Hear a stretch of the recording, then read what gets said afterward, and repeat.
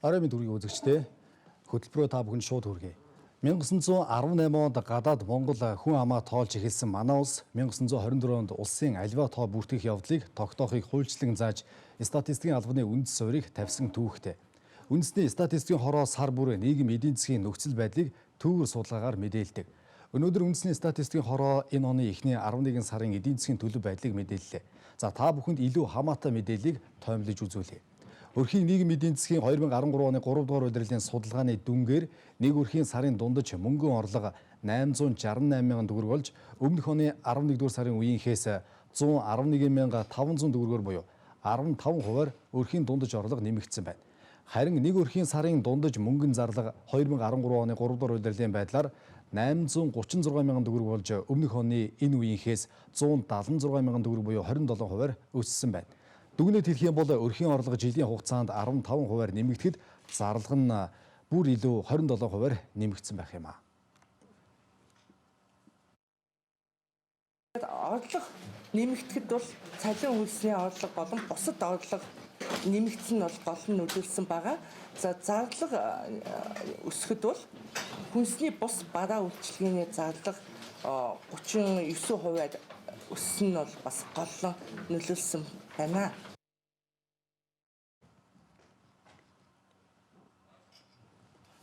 Тэгэхээр яагаад өрхийн зарлага орлогоос сүүлийн 1 жилийн хугацаанд 2 дахин нэмэгдсэн нь анхаарал татж байна. Өнгөрсөн онд инфляцийн орчин 2 оронтой тоонд байсаар улс төрийн сонгуулийн үеэр эдийн засаг багагүй халсан. Оны өмнө 13-аас 14% байлаа.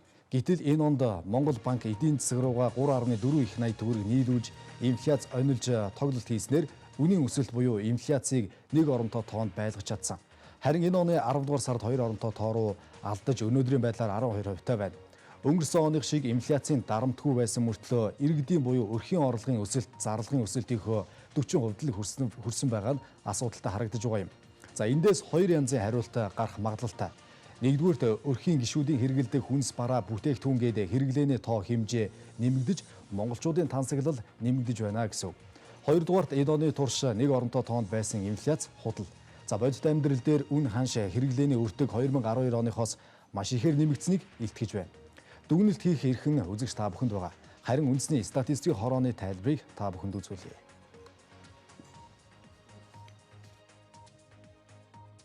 Он дуусж байгаа учраас ер нь жилийн туршид инфляцид юу нөлөөлсөн те ямар онцлогтой жил болж өнгөрч гэнэ гэдэг дээр би онцлоод 2-3 тодотголыг хий гэж бодож байна.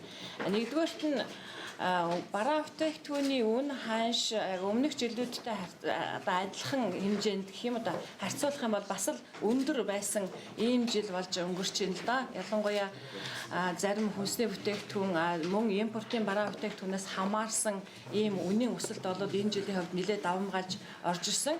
Үүнтэй ч холбоотойгоор 2 оронгийн түвшинд үнийн одоо инфляцийн түвшин гарах ийм нөхцөлийг бүрдүүлсэн гэж хэлж болно. Зүгээр жилийн туршид ингээд инфляцийн түвшинг онцолж байгаа нөлөөлж байгаа энэ хүчин зүйлүүдээр наваад үзэх юм бол хугацааных нь хувьд хоёр ингээд бас ангилж авч үзэх хандлага харж болохоор байна л да. Тухайлах юм бол энэ оны эхний хагас жил буюу эхний 6 сарын байдлаар аваад үзэхэд инфляцид гол нөлөөлж исэн хүчин зүйл гол одоо бүтээгдэхүүн гэж нэрлэх юм бол хүнсний бараа бүтээгдэхүүн дотор махыг онцолж хэлж болохоор байгаа. Тэгэхээр эхний 6 сард инфляцид гол нөлөөлсөн ерөнхийдөө бараг 70% нөлөөллийг дан ганц махны одоо үнийн өсөлтөөр хангасан гэж хэлж болохоор ийм дүр зураг харагдаж байна л да. Тэгэхээр сүүлийн хагасад юу болов гэхээр мах гэхээсээ илүүтэйгээр манай дотоодын үйлдвэрлэлийн тэр хүнсний бүтээгдэхүүн гэхээсээ илүүтэйгээр үүний зэрэгцээ импортоор орж ирж байгаа бараа бүтээгдэхүүний энэ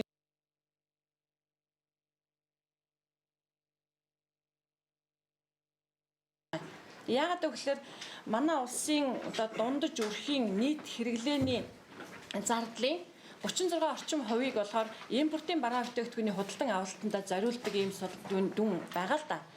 Тэгэхдээ тооны хувьд болохоор талаас илүү хувь нь импортын бараа бүтээгдэхүүн эзэлдэг байгаа. Тэгэхээр энэ утгаараа импортын бараа бүтээгдэхүүний үн өсөж байгаа нь инфляцид бас тодорхой түвшинд нөлөөлөх ийм үндсэн нөхцөлийг бас бүрдүүлж байна гэж хэлж болохоор байна.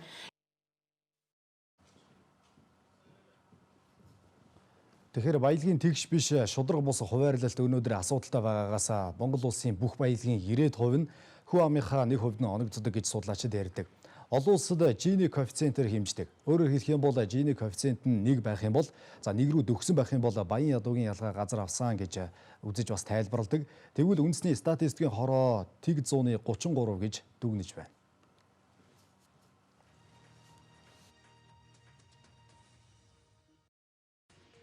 Манай судалгааны дүнгээр бол манай улсад Gini коэффициент бол 3 хувирлын байдлаар 0.346 гэсэн ийм хувьтай байгаа. За мөн дээр нь бол хүн амыг одоо хэрэглээнийхэн түвшингээр нь тэнцүү 5 бүлэгт ингээд багаас нь ингээд өндөр хэрэглээлүүн ингэж эренблээд тэнцүү 5 бүлэгт 20% нь бол хуваагаад тэгээд ингэж тооцоо хийж үздэг. За энэгээр бол хамгийн доод түвшний 20% хүн амын тийм ээ өөрөөр хэлбэл тэр бүлэгт багтж байгаа хүн амын хэрэглээ бол нийт хэрэглээнд бол 7.9%-ийг эзэлж байхад хамгийн дээд түвшинд байгаа хүн амын 20%-ийн хэрэглээ бол нийт хэрэглээний 42%-ийг эзэлж байгаа. Тэгэхээр энэ хоёрын хамгийн дээд доод түвшний хоорондын харьцаа бол 5.3% ийм ялгаатай байна гэсэн ийм дүр зураг гэсэн. За тэгвэл иргэдийн орлогыг үнгүүдүүлэх инфляцид хүчтэй нөлөөлдөг M2 буюу Монгол улсад байгаа хадгаламжинд дэх мөнгө, гар дээрх гүйлгээнд байгаа мөнгө гээд мөнгөний нийлүүлэлт 2013 оны 11-р сарын эцэс гэхэд 9 их найд 100 тэрбум төгрөгт хүрч өмнөх сарынхаас 393 тэрбум төгрөг буюу 4.5%-аар нэмэгдэжээ. Харин өмнөх оны 11 сарын үеийнхээс 2 их найд төгрөгөөр нэмэгдэж 30%-аар өсжээ. Жилийн дотор Монгол улсад байгаа мөнгө 30%-аар нэмэгдэжээ гэсэн үг. Мөнгөний нийлүүлэлтийн өсөлтийг задлаад харах юм бол гүйлгээнд байгаа бэлэн мөнгө 804 тэрбум төгрөг болж өмнөх сарынхаас 21 тэрбум төгрөг буюу 2.5%-аар буурсан байхад өмнөх оны мөн үеийнхээс бол 82 тэрбум төгрөг буюу 11%-аар өсжээ. Аж ахуй нэгж байгууллага иргэдэд олгосон нийт зээлийн өрийн үлдэгдэл 10 их найд 822 тэрбум төгрөг болж өмнөх сарынхаас 334 тэрбум төгрөгөөр нэмэгдсэн байна. Харьцуулалтаа хэлэх юм бол манай улс 11 орчим их найд төгрөгийн зээлийн үлдэгдэлтэй 6 орчим их найд төгрөгийн хадгаламжтай байна гэсэн үг. Өөрөөр хэлбэл банк санхүүгийн байгууллагууд дэх хадгаламжаас 2 дахин их зээл гарчээ. Өнгөрсөн оны 11-р сарын үеийнхээс бол 3 их найд 955 тэрбум төгрөг буюу 58%-аар нэмэгдчихэд байгаа үзүүлэлт юм. Зээл олголт банкудаас маш идэвхтэй гарсан нь тод харагдаж байна. Тэгвэл хугацаа хэтэрсэн зээлийн өрийн үлдэгдэл буюу хугацаанд зээлээ болоод зээлийн хүүгээ төлөхгүй байгаа байдал зээлийн хэмжээ 161 тэрбум төгрөг болжээ. 2012 оны эхний 12 сарын үетэй харьцуулаад үзэх юм бол зээлийн үлдэгдлээс 13.4 тэрбум төгрөгөөр нэмэгдэж жилийн дотор 9%-аар өссөн үзүүлэлт юм. Банкны системийн хэмжээгээр чанаргүй зээл 2013 оны 11-р сарын эцэс гэхэд 572 тэрбум төгрөг болж өмнөх сарынхаас 12 тэрбум төгрөг буюу 2%-аар өссөн үзүүлэлт байна. Банкны системийн хэмжээгээр чанаргүй зээл жилийн дотор 274 тэрбум төгрөг буюу 92%-аар нэмэгдчихэд байгаа юм. Үүнд гол нөлөө үзүүлж байгаа нь уул уурхайн компаниудын зээл сүүлийн 1 жилийн хугацаанд төлөгдөөгүй байдал нь нөлөөлж байгаа гэж судлаачид бас учирладаг. За учир нь уул уурхайн голлого түүхийд зах зээлийн үн ханш унаж экспорт саарсантай холбоотойгоор зээлээ эргэн төлж чадахгүй зогсон байдалд орсон байдалтай л шууд холбоотой юм. За тэгэхээр уул уурхайн компаниудын нөлөө чанаргүй зээлд дарамт болж байгааг судлаачид ийм байдлаар хардаг. Харин үндэсний статистикийн хорооны тайлбараар бол нийт зээлд эзлэх хувь хэмжээ санаа зовоох түвшинд очоогүйг бас тайлбарлаж байна. Чанаргүй зээлийн хэмжээ нэмэгдэж байгаа хэдий ч нөгөө нийт зээлийн хэмжээнд эзэлж байгаа хувь хэмжээ бол нэг 6 гаруй хувьтай байсан. Яг л энэ хэвээрээ хадгалагдаж байгаа. Яг тэгвэл зээлийн үлдэгдэл бол 58 бараг 60 орчим хувиар нэмэгдэж байгаа учраас түүнийг дагалдсан те хувийн жин бол нэг тийм айхтар хэлэх тийм өөрчлөлт бол гарахгүй байна.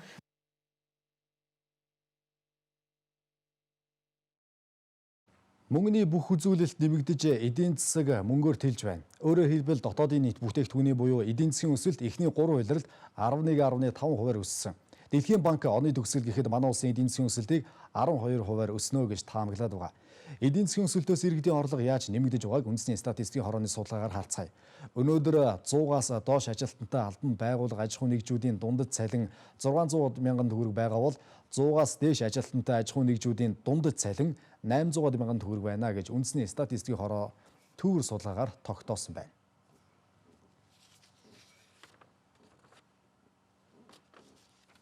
За энэ 3 дугаар удирдлагын байдлаар бол бид 1189 аж ахуй нэгж байгууллагын 448 мянган хүн бол энэ судалгаанд хамрагдсан. За энэ бол 100-аас дээш ажиллах ёстой аж ахуй нэгжийг бол бүрэн хамруулж байгаа 100%. За 100-аас доош ажиллах ёстой аж ахуй нэгжийг бол түүгээрээ хамруулж байгаа. Ингээд зүгээр төв судалгааны дүнг харахад бол 100-аас дээш ажиллах ёстой аж ахуй нэгжийн одоо сарын дунд цалин бол 825 мянга байхад 100-аас доош ажиллах ёстой аж ахуй нэгж байгууллагын ажиллах ёстын дундад цалин 615 мянган төгрөг байна. Сарын дундад цалин. Монгол улс 2013 оны эхний 11 сард дэлхийн 132 оронтой худалдаа хийж гадаад худалдааны бараа эргэлт 9.7 тэрбум Америк долларт хүрчээ.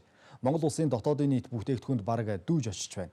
Үүнээс гадаад орнууд руу худалдаалж байгаа экспорт 3 тэрбум 800 сая Америк долларт хүрсэн бол гаднаас авч байгаа худалдаа буюу импорт 5 тэрбум 855 сая Америк долларт хүрсэн байна. Гадаад худалдааны алдагдал буюу гадагшаа гаргадагаас гаднаас авдаг нь 2 тэрбум долларт хүрчээ.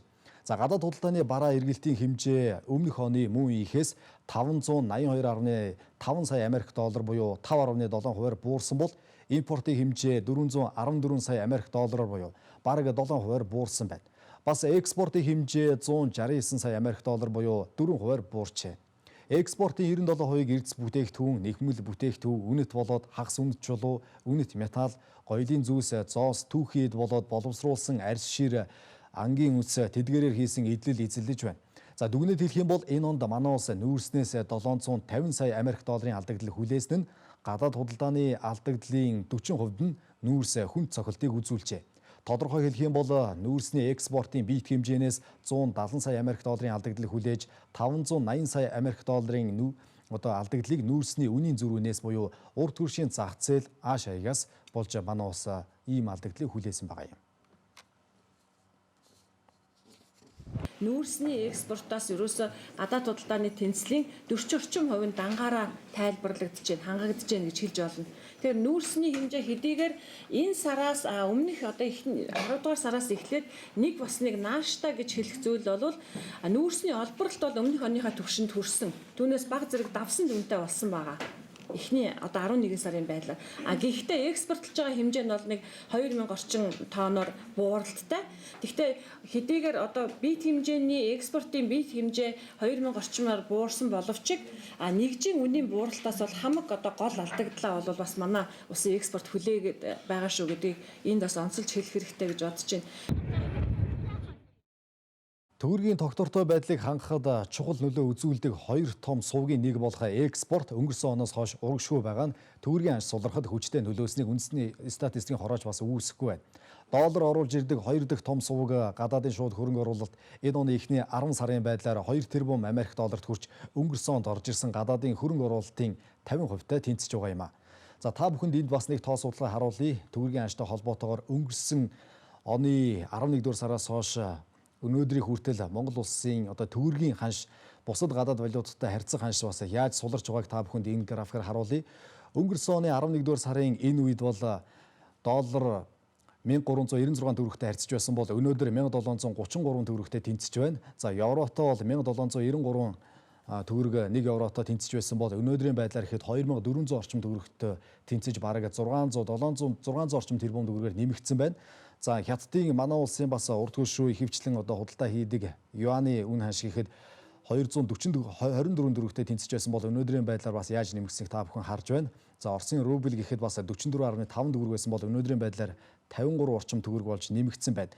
За гэх мэтлэн Монгол улсад доллар буюу гадаад валюта орж ирдэг урсгал одоо сувгууд энэ жилийн байдлаар их бүрхэг урагшгүй байсан нь өнөөдөр төгрөгийн аншийг сулруулж инфляцид дарамт учруулсныг үндэсний статистикийн хороо судалгаагаар бас харуулж байна.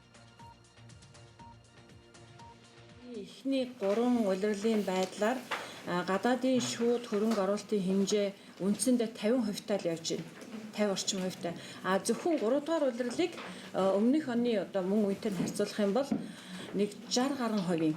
Эхний 3 улирлаар өссөн дүнгээр наваад үзэх юм бол ерөөсөө нэг өмнөх онд орж ирж исэн гадаадын шүүд хөрөнгө оруулалтын хэмжээний тал хувь нь л энэ жил орж ирж байгаа гэсэн ийм төлбөрийн тэнцлийн үүсгэлээр ийм үр дүн гарсан байгаа. Монгол банкнаас гадаадын аль нэг баталгаатай улсад нууцлалтаагаар хадгалдаг гадаад валютын нөөц өнөөдрийн байдлаар 1.2 тэрбум Америк долларт хүрч Монгол улсын 17 хоногийн импортын нөөцийг хангах үзүүлэлттэй байна. Сүүлийн 1 жилийн хугацаанд төгрөгийн ханшийн уналтаас болж 1 тэрбум доллараар багасаад байна. Учир нь Төв банк банкудад интервенц хийж арилжааны банкудад доллар дуудлага худалдаагаар арилждаг. Төгрөгийн ханш доллар, юан гээд манай улсын гадаад худалдааны гол гадаад валютуудын эсрэг суларсан нь үнийн өсөлтөнд сүүлийн саруудад хүчтэй нөлөөлсөн байгаа юм. Учир нь энэ оны 9-р сараас 11-р саруудад импортын бараа бүтээгдэхүүний үн ханш инфляцийн өсөлтийн 50-80% шууд нөлөөсөн гэж үндэсний статистикийн хороо хэлж байна. Энэ оны эхний хагас жилийн байдлаар мах инфляцид 70 орчим хувьтай хүчтэй нөлөөлж байсан бол ийхүү дөрөвдүгээр улиралд гадаадаас орж иж байгаа импортын бараа бүтээгдэхүүн төгрөгийн ханшийг сулруулахад үнийг өсгөхөд хүчтэй нөлөөлсөн байна.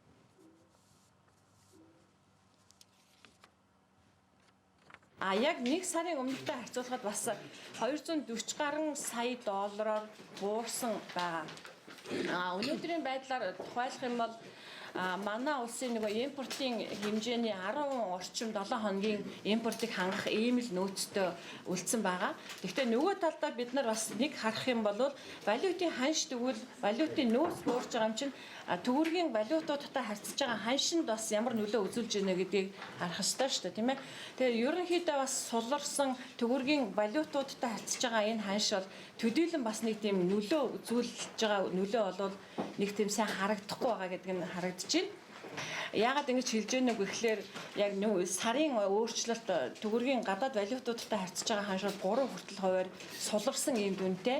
За зүгээр валютуудыг төрлөөр наваад үзэх юм бол төгрөгийн Америк доллартай төгрөгийн юантай харьцаж байгаа ханш араа өндөр түвшин 3 хүртэл хувиар буурсан байхад евро рубльтэй харьцаж байгаа ханш бол арай бага зэрэгтэй суларсан унсан ийм дүүр төрхийг бас энд хэлж болно. Анхаарлаа хандуулж байгаад баярлалаа. Улс орны хөгжлийн толгийгддэг зам тээврийн салбар тэр дундаа төмөр замын тээврийг харцгаая. 2013 оны эхний 11 сард 19 сая тонн ачаа төмөр замаар тээж давхарцсан тоогоор 3.5 сая зорчигч зорьсон нь өнгөрсөн оны энэ үеэс тээсэн ачаа гэхэд 2.5%-аар нэмэгдэж зорчигчдын тоо харин 6%-аар буурчээ. Төмөр замын тээврийн салбарын орлого 2013 оны эхний 11 сард 388 тэрбум төгрөг болж өмнөх оны мөн ихээс 3 тэрбум төгрөг буюу бараг 1%-аар нэмэгдсэн байна. Төмөр замаар зорьсон хүний тоо 2010 оны түвшинд энэ оны эхний 11 сарын байдлаар зорьсон байна. За тэгвэл энэ онд арилжаа огцом саарсан Монголын хөрөнгийн биржтэй холбоотой мэдээллийг та бүхэнд үргэлжлүүлэн харуулъя. Үнэт цаасны арилжаагаар 2013 оны эхний 11-р сард 95 тэрбум төгрөгийн гүйлгээ хийж 64 сая ширхэг үнэт цаас арилжсан байна. Өмнөх оны энэ үетэй харьцуулаад хэлэх юм бол үнэт цаасны гүйлгээ 49 тэрбум төгрөг буюу 34%-аар буурчээ. Арилжсан үнэт цаасны тоо 68 сая ширхэг буюу 51%-аар бас буурсан байна. Хөтөлбөрийнхөө төгсгөлд багслаад харах юм бол улсын нэгдсэн төсвийн тэнцвэржүүлсэн орлого тусламжийн хэмжээ 2013 оны эхний 11 сард бараг 5 их 80 төгрөг болж зарлага эргэж төлөх цэвэр зээлийн хэмжээ 5.1 их 80 төгрөг болж улсын нэгдсэн төсвийн тэнцвэржүүлсэн тэнцэл 166 тэрбум төгрөгийн алдагдaltaа гарчээ. Нэгдсэн төсвийн урсгал орлого 2013 оны эхний 11 сард 4.9 их 80 төгрөг, урсгал зардал 3.9 их 80 төгрөг болж тэнцвэржүүлсэн урсгал тэнцэл 1 их 80 төгрөгийн ашигтай гарчээ. За ингээд энэ тухайд бас үндэсний статистикийн хороо ямар учир шалтгаанаар улсын төсөвт бас өөрчлөлт гарсныг тайлбарсныг та бүхэнд үзүүлье. Мөн ихээс улсын нэгдсэн төсвийн тэнцвэржүүлсэн тэнцэлийн алдагдал 539.2 тэрбум төгрөгөөр буурахад орлогын өсөлт зарлагын өсөлтөөс 12.8 пунктээр бол илүү байгаа нь нөлөөсөн байна. За улсын нэгдсэн төсвийн урсгал зарлагын орлогын нийт хэмжээ 13 оны 11-р сарын эхний байдлаар 4.9 их 80 төгрөг болж урсгал зарлалын хэмжээ нийт хэмжээ 3.9 их 80 төгрөг болсон. Үзэгч та бүхэн тоон хөтөлбөр энэ оны эхний 11 сарын байдлаар нийгэм эдийн засгийн үзүүлэлтүүд бас ямар байгааг та бүхэн томилж үзүүллээ. Хөтөлбөргөө төгсгөлд дахин онцлоод хэлэхэд инфляц 12% хүрсэн байна. Дэлхийн банкнаас анхааруулж байсан хоёр орондоо тоо руу бол хангалттай орсон гэдэг нь харагдаж байна. За иргэдийн дундаж орлого бол 600-аас 800 мянган төгрөг байна. Өрхийн дундаж орлого сүүлийн 1 жилийн хугацаанд 15%-аар нэмэгдсэн байхад зарлага эсрэгээрээ 27%-аар нэмэгдсэн байна. Орлогоо гүйцэж чадахгүй байгаа зарлагын хэмжээ эндээс бол тод харагдаж байна. Анхаарлаа хандуулж үзсэн үзэгч та бүхэнд баярлалаа. Тоон хөтөлбөр маргааш энэ цагт өөр сэдвээр та бүхэнд мэдээлэл бэлтгэж хүргэх болно. Та бүхэнд амжилт хүсье.